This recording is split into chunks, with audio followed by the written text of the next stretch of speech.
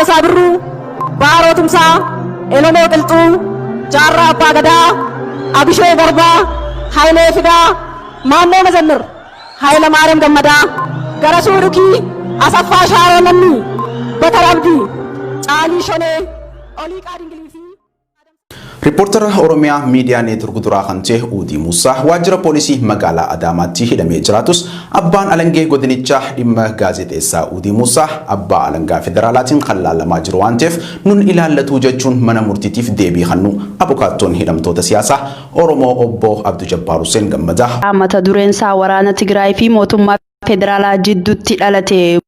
Obbo Jawaar Mohaammed haala yeroo fuuldura biyyattii irratti barruu dheeraa mata dureen isaa waraana Tigraay fi mootummaa federaalaa jidduutti dhalate bu'aa ce'umsaa hoogganuu dadhabuu mootummaa Itoophiyaatiin jedhu barruu dheeraa miidiyaaleef ergeeti jira. Miidiyaalee dijitaalaa addunyaa hedduu wal harkaa fuudhuudhaan xiinxalaa Obbo Jawaar Mohaammed mana hidhaa keessa taa'uun barreesse kanaaf awwaacha taasisaniiti jiran.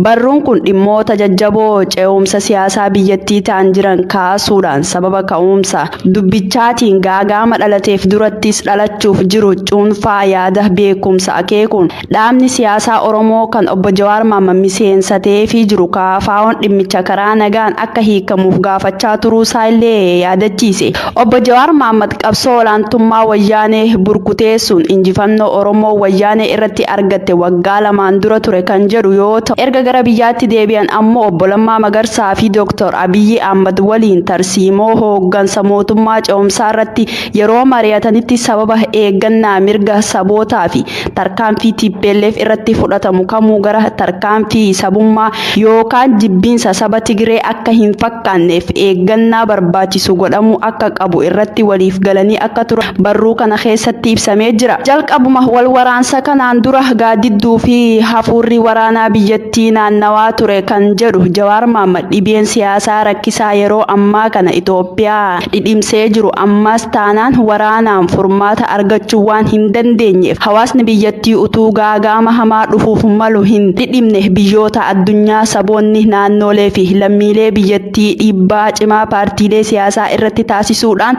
lolli waliin kun ariitiidhaan akka furmaata argatuuf marii biyyoolessaa kan hunda hirmaachise akka gaggeeffamu taasisuu qabaa jedha. Wal waraansi maqaa Itoophiyaatiin eegale kun biyyattii ija addunyaa keessa galchee kan jedhu Jawaar ce'umsaa fi jijjiiramni aarsaa ilmaan Oromootiin argame kun sirritti hoogganamuu dhabuudhaan gaagama hamaa kan fiduusaa baay'ee gaddisiisa. Waraanni banamuusaa kun akka waan dinqiitti nan raajuu jechuun waggoota lama asitti qophaa'ee mootummaa federaalaaf naannoo Tigraay waraanaaf taasisaa turan waan har'a uumameef agarsiiftuu guddaa turuusaa barruu dheeraa kana ni heera. Qabxiin ijoo Jawaar akka sababa ka'umsa wal waraansaa kanaatti kaase inni biroo dhimma adawaa waliigaltee malee diigamuu TPLF diigamuu sana keessummeessuu dhabuuti. Walitti qabaa paartiilee siyaasaa sabummaa bu'uureeffatan kun ta'ee adawaa haala iftoominaan hin qabne yeroo diigamu TPLF fedhii bilxiginnaa makamuu dhabu hariiroo mootummaa federaalaa Tigraay waliin qabu laaffisuu sababa guddaa ta'ee jedhan. Walgaarreeffannaan sababa kanaa fi kan kana fakkaatan garee kana lamaan jidduutti uumame amma sadarkaa waraanaatti tarkaanfatees jedhan. Biyyattii keessatti waraanni hamaa akka ka'uuf adeemu sirritti beekaan ture kan dhaabsisuufis yaalii guddaa gama kootiin godhee ture. Ambaasaaddara US dabalate ambaasaaddoroota biyyoota 20 olii walitti qabuudhaan waraana hamaa akka ka'uuf adeemu itti himee ture. Lolaa fi gaarreeffannaan aangaa'onni gamaa fi gamanaa wal ija diimeeffatanii wal ilaaluu jalqaban bubbuleera kan jedhan Jawaar Mohaammed waraanni sababa humna nageenya Tigraay iizii kaabaa irratti tarkaanfii fudhateef eegalee oduu jedhu namoota haala siyaasaa biyyattii sirritti hordofanii turaniif amansiisaa miti jechuudhaan sababa ka'umsa wal waraansaa kanaa ce'umsa biyyattii sirritti hoogganamuu dhabuusaa jechuu yaadachiisan. Jijjiirama dhiigaan dhangalaasee lafee kumaatama cabsee lubbuu hedduu wareegamtee argame kanaan mootummaan ce'umsa hundeessuuf qaqqabuu utuu dirqama ta'ee jiru ce'umsa gaggeessuu dadhabuu rakkoo dabaleera kun jedha.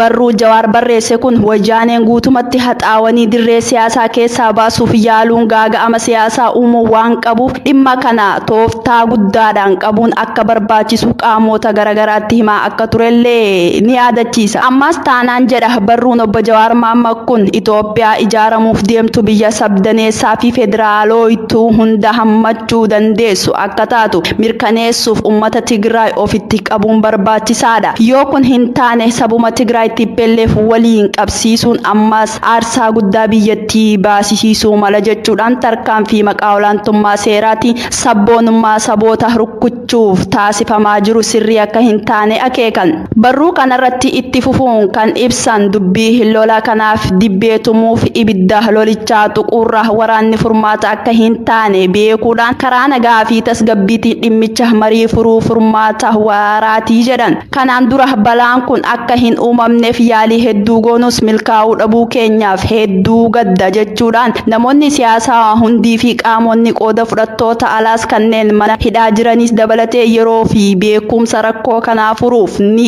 dandeessu utuu qabnu ciniinsuu fi gaaga'ama amma biyyattii mudate kana furmaata marii kaa'utu barbaachisaadha jedhan. Fuulduraa fi dubbii bituu fi obbo Jawaar Mohammad mana barruu dheeraa kana sababa kutaa xiqqoo mana hidhaa kan fuulduraa fi duuba bitaa fi mirga keenya malee joornaalaa fi kitaabota ragaa hedduu of biratti hin arganneef ragaawwanii fi wabii qindeessuu barreessoo mana hidhaa kana fuulduraa fi duuba bitaa fi mirga keenya malee joornaalaa fi kitaabota ragaa hedduu of biratti waan hin arganneef ragaawwanii fi wabii qindeessuu barreessuu dhabuusaa waanan yaadadhu toora galchee kitaabaa yaaleera jechuudhaan akkaataa itti barruu kana barreesse himeera. Obbo Jawaar Mohammad dabalatee qabsaa'onni Oromoo seenaa qabsoo qeerroo fi uummata Oromoo bal'aa keessatti maqaa qaban hedduun isaanii mana hidhaa keessatti dararamaa jiraachuu isaanii akka bitti gabaasuun keenya ni yaadatama. Tasfaahii gaarii firoomsaa Ibraahimii fi kanneen hafan biroo hedduun akka ta'e maddii keenya garasii dubbifne kun ifoomseetii jira. Namoota kanneen gara bosonaa geessuun mukarratti fannisanii rasaasatti dhukaasuudhaan haala suukanneessaatiin lubbuu isaanii kan galaafatan yoo ta'u, dargaggoota kanneen erga ajjeesaniin booda reeffa isaanii dirree irratti gatuun maatiin akka hin awwaallanne ittisaa turanis manguddoon biyyaa kadhatanii jidduu seenuun fudhatanii akka awwaalan ifoomse. Humnoonni sirnichaa akka maatiin namoonni jalaa ajjeefaman taaziyaa taa'uun gadda isaanii hin ibsannes dhoorkuun doorsisaa jiranii kan jedhu maddii keenya garasii dubbifne kun waraanni magaalattii keessa bobba'uun qeerroowwan hedduu manarra deemanii guuraa waan jiraniif haalli nageenya naannichaa yaaddeessaa ta'uu ibseetii jira. Oromiyaa keessatti uummata Oromoo fakkeessanii dabballoota isaanii fi dhalattoota saba biroo hiriira baasuun walitti bu'iinsa uummataa dhalchuuf kan akeekkate waan ta'eef dhaabbachuu qabaa jechuun hayyoonni siyaasaa dhaaman.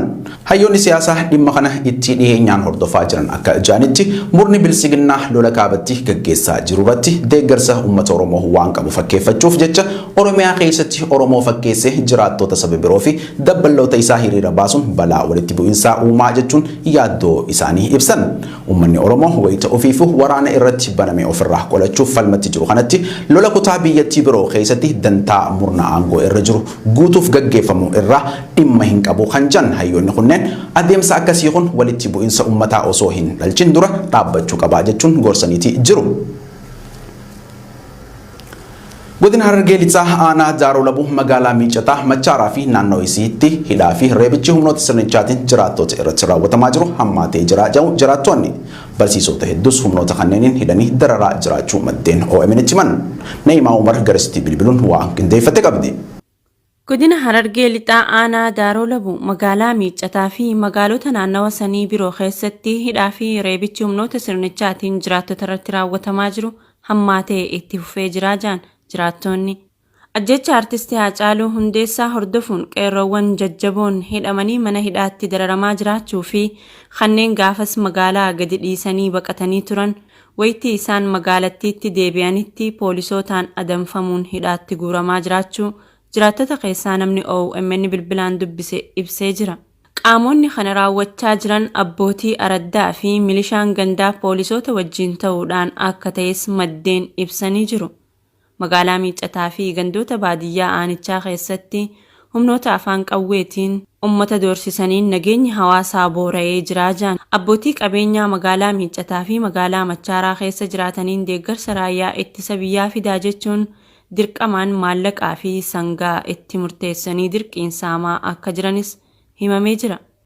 Ana Zarona Gugutina Argil Kana Magalam Gagafa, you artist Jalun Desa, Oda Joleri, Termatun, the Barbada Prani, Apo Raha, Gaf, the Makata, Sapani, Jote, Village of the Tati Barbada Prani, and Gamati, Cinematin, Yamata, Bagate, Osmo Barbata Jirani.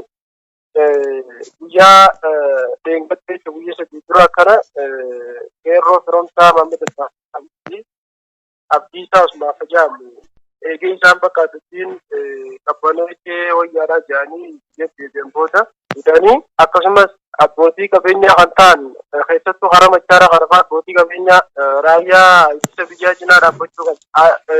Yoo xiqqaate namni tokko akkuma xiqqaate haga sangaa kudhanii fa'aa bituu qabdanii jedhanii dirqisiisaaf kana fa'a. Qaamni akkana godhu kun abbaa raggaatii fi bulchaadha. Isaantu akkas godhaa jira yeroo garagaraatti waraqaan olirraa dhufe ijoollee kana guuraadha. Abbaa mukaan immoo baasuu fi qaallitti fa'aa du'aa keessaa jechuutu jira.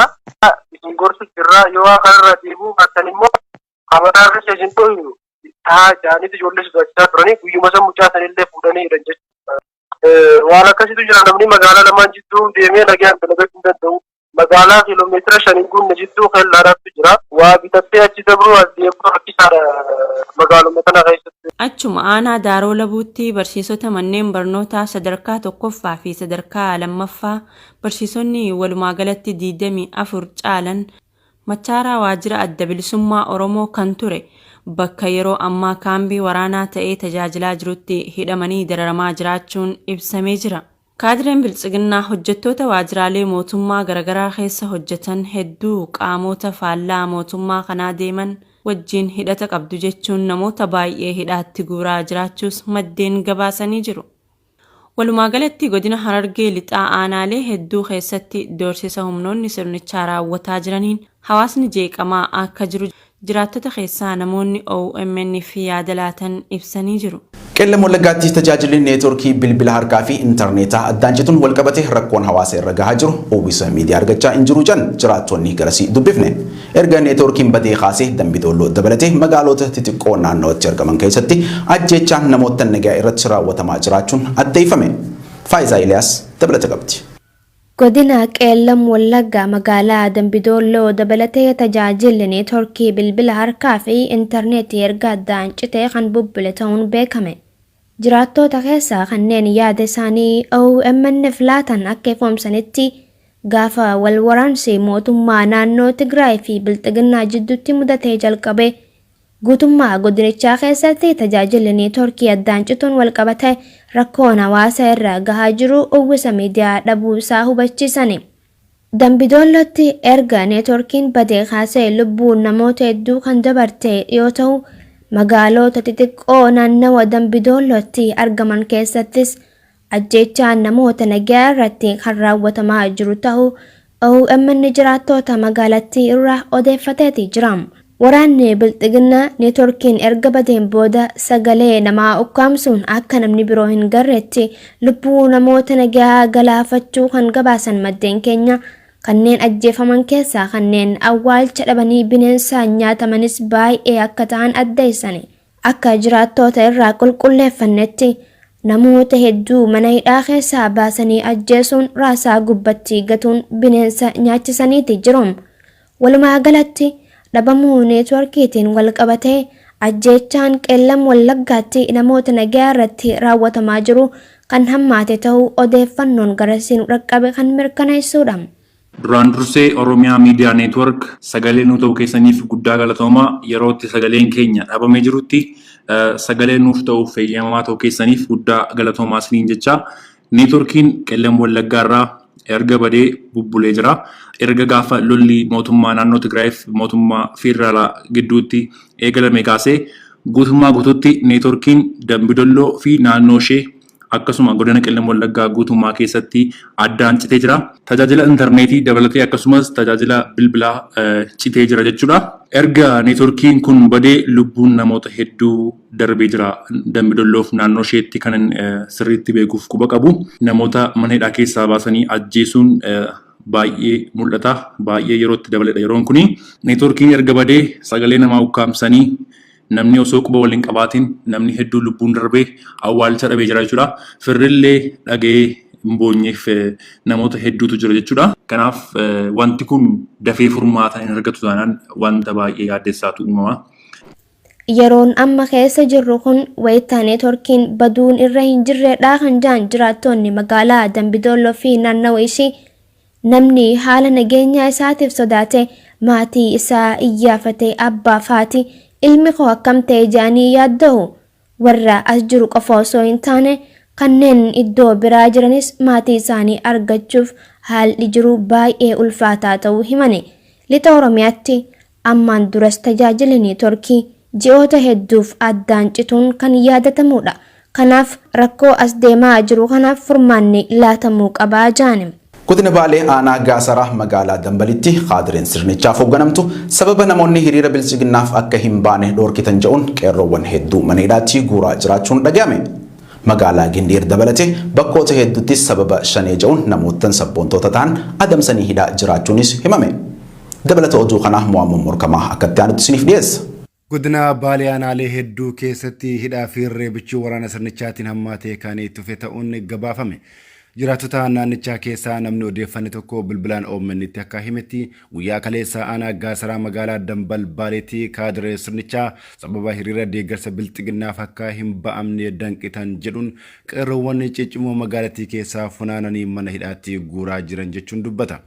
Namoonni baay'een reebichaa isaaniitiin kan miidhaman yoo ta'u maatii dargaggoota reebichaa fi hidhaa isaanii jalaa miliqanii deemanii immoo halkan edaa manarraa deemuun funaananii mana hidhaatti akka darbatan maddi kun dabalee nuuf himee jira. Godina Baalee aanaa Gaasaraa magaalaa Dambal Baaleerraa halkan edaa kaleessa wal qabatee sababa bilchiginnaan hiriira baatee qeerroon dura waan dhaabbatanii sanirraa kan qeerroon kaleessa guyyaa roobii hiriira kana harkatti fashaleessanii sanirraa kan ka'e jechuudha. Qeerroowwan hedduudhaan qaama isaanii miidhanii jiranii qeerroowwan hafe warroonni jalaa bakkatanis hordofurra jiranii sababa kana wal qabatee halkan edaa jechuudha.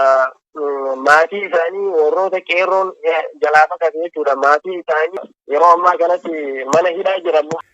Oduma wal qabateen achuma godina Baalee magaalaa Gindiir keessatti sababa shanee jedhuun sabboontota baay'ee hidhatti guuraa akka jiran jiraataa magaalaa Gindiirraa dubbifne tokko nuuf addeessee jira. Miseensa ABO kan ta'e nama maqaan isaa Murtii jedhamullee badii tokko maletti butanii hidhuun mana hidhaa keessatti dararamaa jiraachuu isaa maddi kun nuuf eeree jira. Jiraataan kun itti dabaluun nama hidhame kanaaf maatii nyaataa fi uffatallee akka hin geessineef akkasuma immoo namoonni gaafachuus akka hin dandeenye nuuf ibsee jira.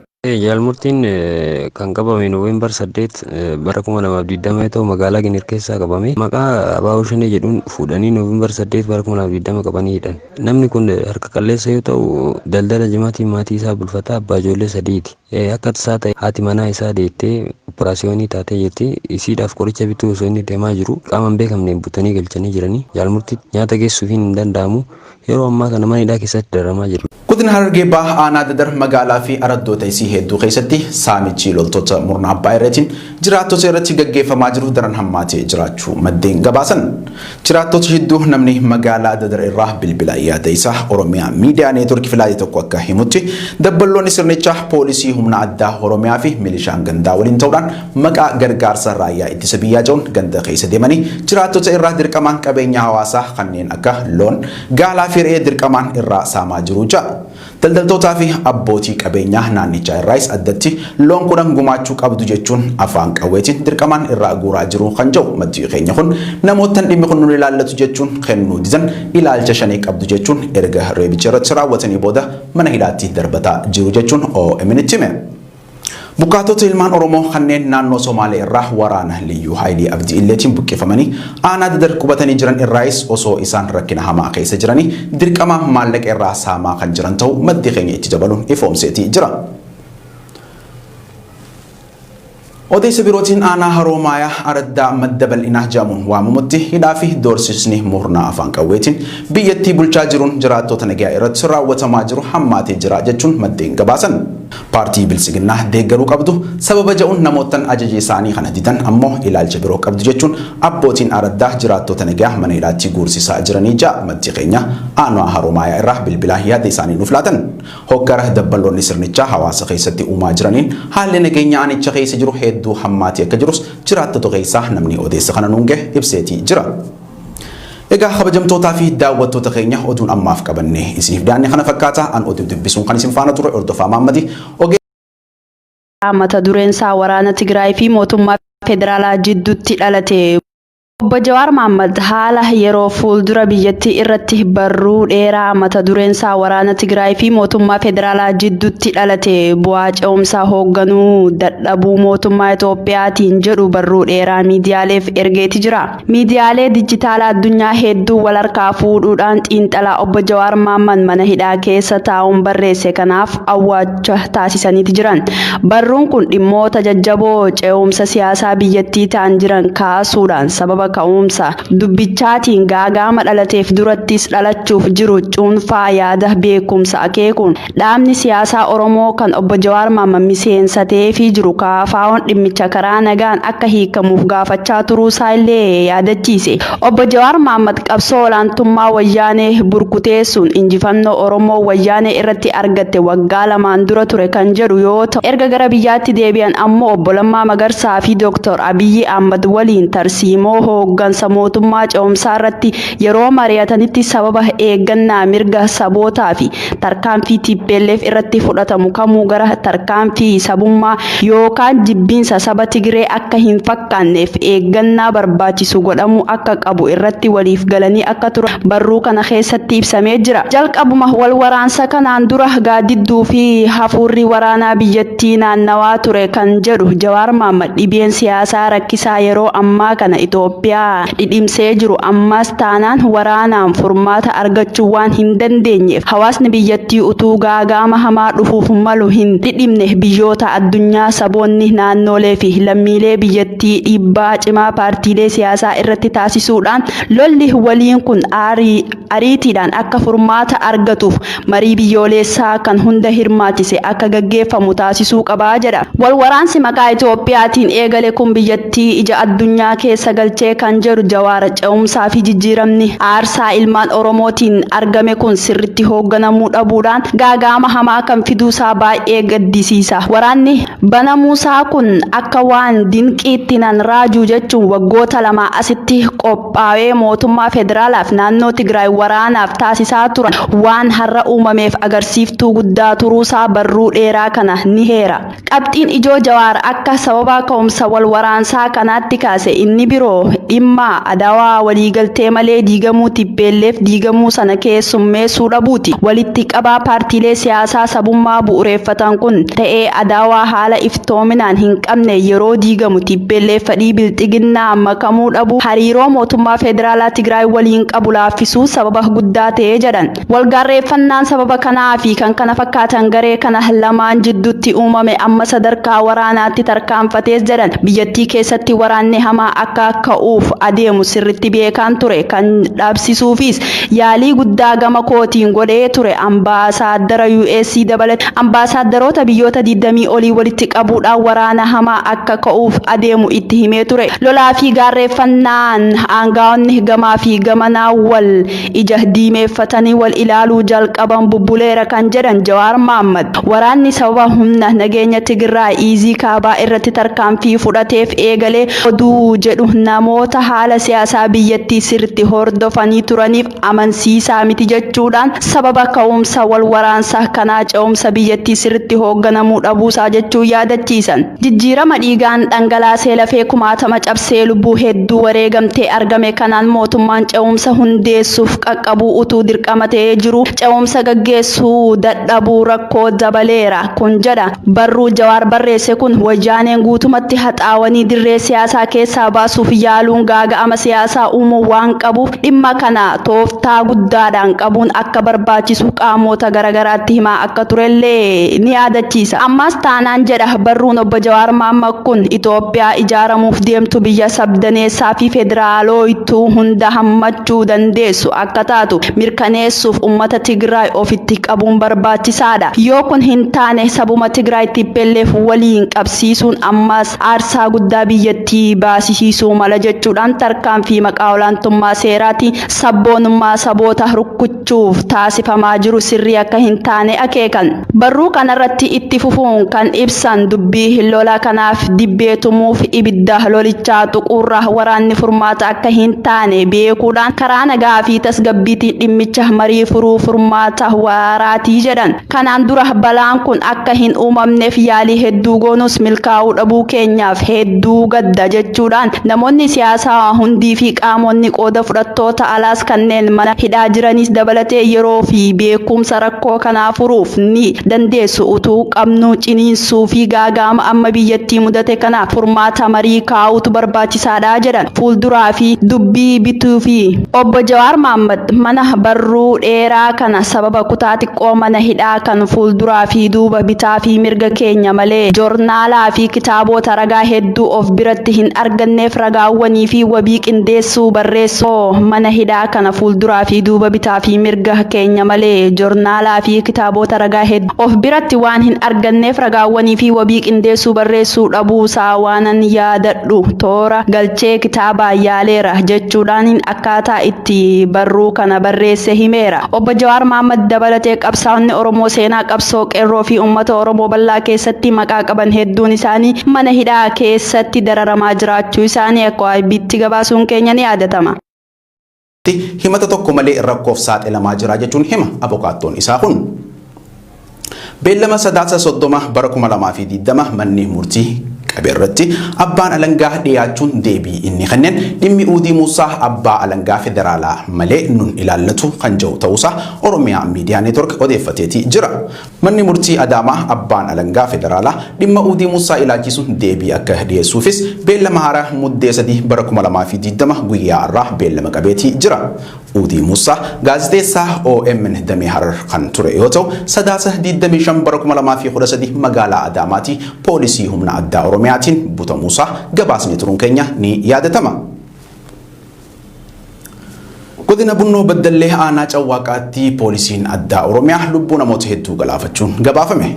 Jiraattoota godinichaa jidduu namni bilbilaan yaada isaa Oromiyaa Miidiyaa Neetwork filaate tokko akka jedhutti humni poolisii addaa Oromiyaa aanaa Cawwaaqaa iddoo buufata 5ffaa fi 6ffaa jaamuun beekamutti guyyoota muraasaan dura sababa ABO shanee deeggartan jedhuun uummata Oromoo kanneen asiin dura sababa hongeetiin godinaalee Harargee garagaraa irraa gara godina kanatti qubsiifaman rasaasaan iddoo garagaraatti ajjeesanii bosonaa fi bishaan dhiideessaa keessatti darbataa jiranii ja'a.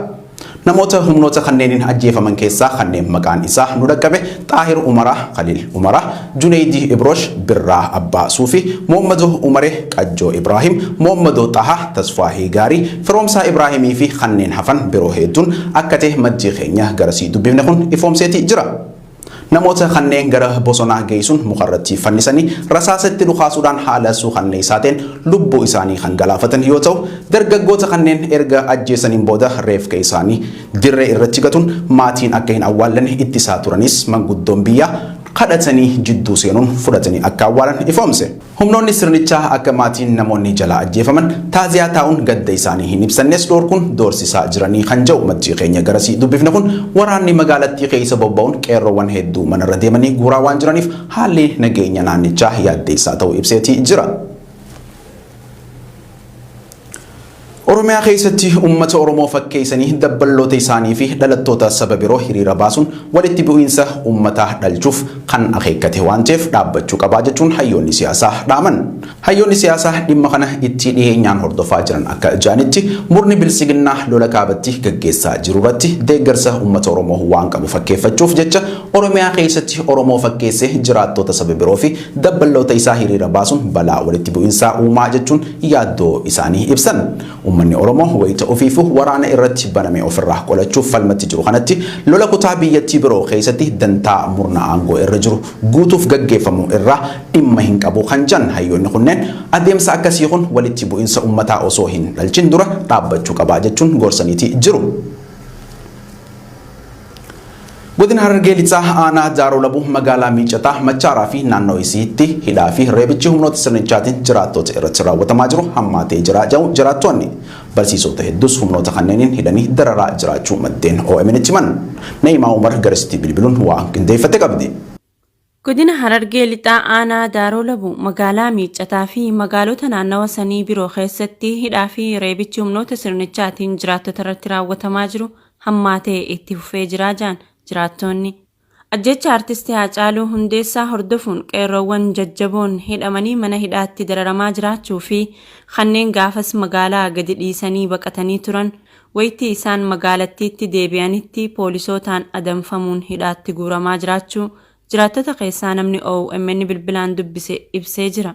Qaamonni kana raawwachaa jiran abbootii araddaa fi milishaan gandaa poolisoota wajjin ta'uudhaan akka ta'es maddeen ibsanii jiru.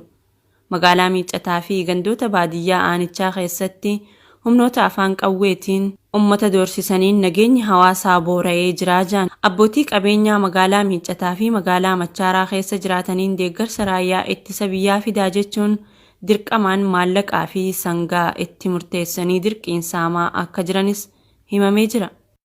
Aanaa Daaroo Labuu godina Harargee Lixaa magaalaa erga gaafa artiist Haacaaluu Hundeessaa booda ijoollee hiriirratti hirmaachuun barbaadaa turanii sababa sanarraa ka'ee gaafa maqaa galmeeffatanii ijoollee ijoota taate barbaadaa turanii hanga ammatti taksii namaatillee deemtee jedhamaa taa'u jirtee baqattee taa'u jirtee osuma barbaacha keessa jiranii guyyaa deemgattee guyyaa sadii dura akkana qeerroo firoomsaa Maammed Abdiisaa Usmaan Fajaamu eegee isaan bakka adduttiin qabbanootee wayyaadhaa jedhanii deebi'an booda hidhanii akkasumas abbootii qabeenyaa kan ta'an keessattuu hara Machaaraa kanafaa abbootii qabeenyaa raayyaa ittisa biyyaa cinaa dhaabbachuu qabu. Yoo xiqqaate namni tokko akkuma xiqqaate haga sangaa kudhaniifaa bituu qabdanii jedhanii dirqisiisaa ture kanafaa. Qaamni akkana godhu kun abbaa araddaatii fi bulchaadha. Isaantu akkas godhaa jira yeroo garagaratti waraqaan olirraa dhufte ijoollee kana guuraadha. Abbaa mukaan immoo baasuu fi qaallitti fa'aa du'aa eeggeessaa jechuutu jira. Isin gorsu jirra yoo kanarra deebuu baattan immoo qabataa irra isin tooyinu taa jaanitti ijoollee sodaachisaa turanii guyyuma san mucaa sanillee fuudhanii hidhan jechuudha. Waan akkasitu jira namni magaalaa lamaan jidduu deemee nagaan dalagachuu hin danda'u. Magaalaa kiiloomeetira 5 guutuu jidduu kan laalaatti jira. Waa bitattee achi dabruu as deemuu rakkisaadha magaaluma kana keessatti. Achuma aanaa Daaroo Labuutti barsiisota manneen barnootaa sadarkaa 1ffaa fi sadarkaa 2ffaa barsiisonni walumaa galatti 24 caalan Machaaraa waajjira adda bilisummaa Oromoo kan ture bakka yeroo ammaa kaambii waraanaa ta'ee tajaajilaa jirutti hidhamanii dararamaa jiraachuun ibsamee jira. Kaadireen biltsiginnaa hojjettoota waajjiraalee mootummaa garagaraa keessa hojjetan hedduu qaamota faallaa mootummaa kanaa deeman wajjin hidhata qabdu jechuun namoota baay'ee hidhaatti guuraa jiraachuus maddeen gabaasanii jiru.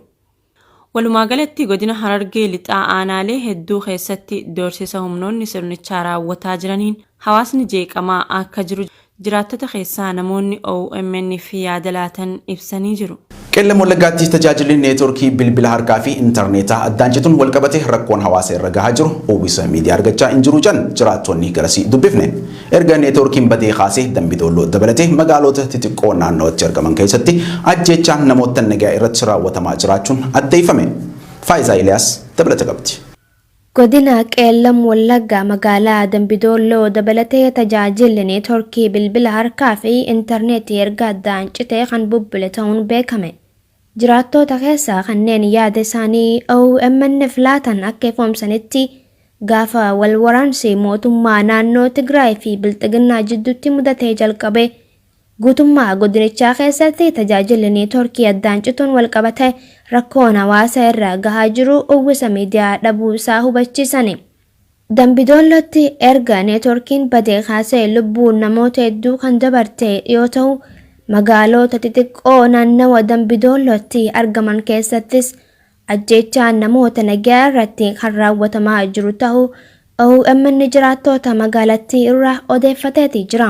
Waraanni bilxiginnaa neetworkiin erga badeen booda sagalee namaa ukkaamsuun akka namni biroo hin garreetti lubbuu namoota nagaa galaafachuu kan gabaasan maddeen keenya kanneen ajjeefaman keessaa kanneen awwaalcha dhabanii bineensaan nyaatamanis baay'ee akka ta'an addeessani. Akka jiraattoota irraa qulqulleeffannetti namoota hedduu mana hidhaa keessaa baasanii ajjeesuun raasaa gubbatti gatuun bineensa nyaachisaniiti jiru.